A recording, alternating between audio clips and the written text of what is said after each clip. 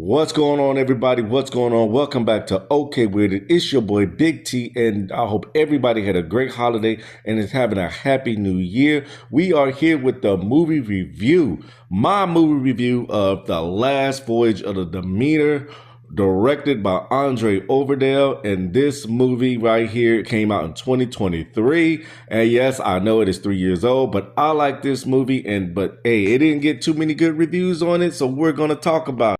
Bram Stoker's Dracula pretty much showed us what happened when Dracula actually got to land. The Last Voyage of the Demeter is going to show exactly what happened on the ship when Dracula made his voyage over here, which I thought was pretty cool that they actually showed what took place on the ship because they didn't really touch on it too much in Dracula. I'm going to tell you now, a couple of the crew members and the captain in this movie was really naive to what was going on their ship. We're going to start off with this character, Anna, played by Oseline Forsitsky. I know I slaughtered that name, but she's Anna in the movie. She also had a brief stunt in Game of Thrones, who was Ned Stark's sister, Jon Snow's mom. There she is, getting married to a Targaryen, which made Jon Snow the true king of the Iron Throne if you're a Game of Thrones fan. So, Anna, Jon Snow's mama, basically was brought aboard by Dracula to be his snack. His late night meal. He couldn't exactly order room service out there because he wasn't supposed to be there.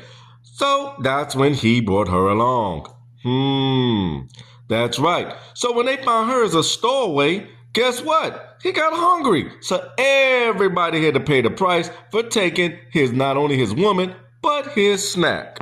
Now apparently, Dracula was like feeding on her village and for centuries or years, whatever it was, decades, and he decided he wanted to go to London, England, and all that, so he took her aboard, and she didn't think to daggone warn anybody. I guess she was comatose, half messed up, or just didn't care, but Anna told the story basically to the ship people, the crew, of how Dracula came about to get on their ship, and basically ruined their lives. Now, I can't blame Anna too much for the ship being cursed because the crew knew that ship was possibly cursed before they set sail out of there, because remember the deckhand that was loading that crate with the symbol on it? The crate was actually Dracula's casket, and he saw that symbol and was like, nope, I want no parts of this. I'm out of there. And that's what led to the ship doctor getting on board, and he saw that dude freak out and said this ship is cursed, and he still climbed aboard. So they kind of knew that ship was cursed from the get-go. Now, back to this guy, the ship's doctor, Corey Hawkins, who plays Clemens in this movie. Corey Hawkins also played as Dr. Dre in the movie Straight Outta Compton. Now, Dr. Clemens thought everything that happened aboard this ship was due to some type of illness, even when he found the animals dead. I don't know why he thought the illness would tear apart animals, but he tried blood transfusion on Anna and all this stuff, and he probably did prolong her life a little bit, but he definitely didn't save it. But he thought he could cure everything. He came aboard this ship first as a deckhand. He got denied, and then they brought him aboard when that first guy noped out when he saw the crate that was cursed.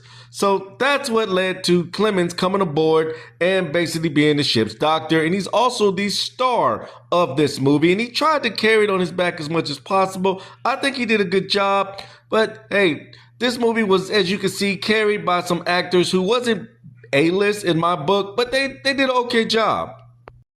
Last but not least in this actors that I'm going to discuss is Liam Cunningham, which played Sir Davos, also a Game of Thrones alumni. Now, he played the captain of this ship, and to me, he was a very naive captain. How do you not know what's going on your ship? He didn't have a clue. Even when one of his daggone deckhands tried to tell him, which was his second in command, tried to tell him, hey, captain, there's something supernatural going on this ship. You know, some of the crew tried to say it was because they had a female on board. Then they tried to blame Clemens, the doctor. But this guy, he said, hey, there's something definitely creepy going on. And the captain didn't believe it. It wasn't until his own grandson, this kid right here, something happened to him. And he saw with his own eyes, yeah, something supernatural is going on. I might want to check it out. They had no clue. How you not have a clue? Man, come on, dog. Something's going on your ship. Check it out.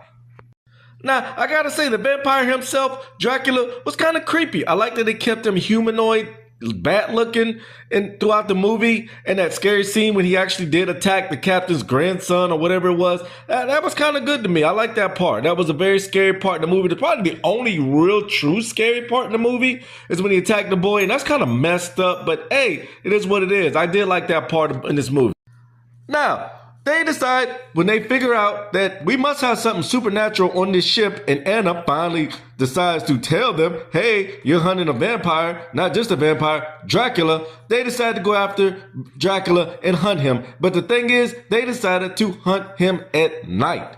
Why would you hunt a vampire at night? They're up at night. They're hunting at night. Everybody knows you hunt a vampire in the daytime. When he's sleeping, you open up his casket, you take the freaking stake, and you get him in the heart, chop his head off, whatever. But you do not hunt a vampire at night. That's when they're awake. That's when they're strong. But for some reason, they wanted to hunt him in the freaking nighttime. Why would you do that? And wonder why they kept getting killed. Wasn't until the end until they finally discovered, hey, sunlight can kill them. That's right. That's why you hunt them in the daytime. You don't hunt them at night. Use sunlight to your advantage. Use them sleeping to your advantage. They hunted the vampire at night. You don't do that. You want to be a vampire hunter to know that. You hunt vampires in the daytime. Duh. So basically, Dracula kills everybody on the ship except Dr. Clemens. Dr. Clemens winds up killing him, so he thinks. And when the ship shipwrecks into land and Dr. Clemens is in his tavern and Dracula lets him know that he's there with them, like, hey, I'm still alive. You didn't kill me. So Dr. Clemens vows he's going to hunt Dracula down. If the last thing he does is going to kill him, and eventually becomes a vampire hunter, and his first hunt is Dracula. But sadly, we won't get to see that happen because, as you know by now, there will not be a sequel to this due to Hollywood bad ratings, I'm guessing, because this film did not get big ratings. And it won't be a sequel. I would have loved to see a sequel. This movie wasn't, of course, like any vampire Dracula type movie. It wasn't like I'm scared to sleep at night type of movie. But it had some creepy moments and it had some originality. And I, for one, liked the movie. I'm going to give it a 3 out of 5. It was pretty good. Wish there would have been a part 2. Hey, I liked it. You guys let me know what you think. This is my movie review. My first one. Happy New Year, everybody. Okay with it. It's your boy Big T. Thank you for checking out my movie review. Until the next time.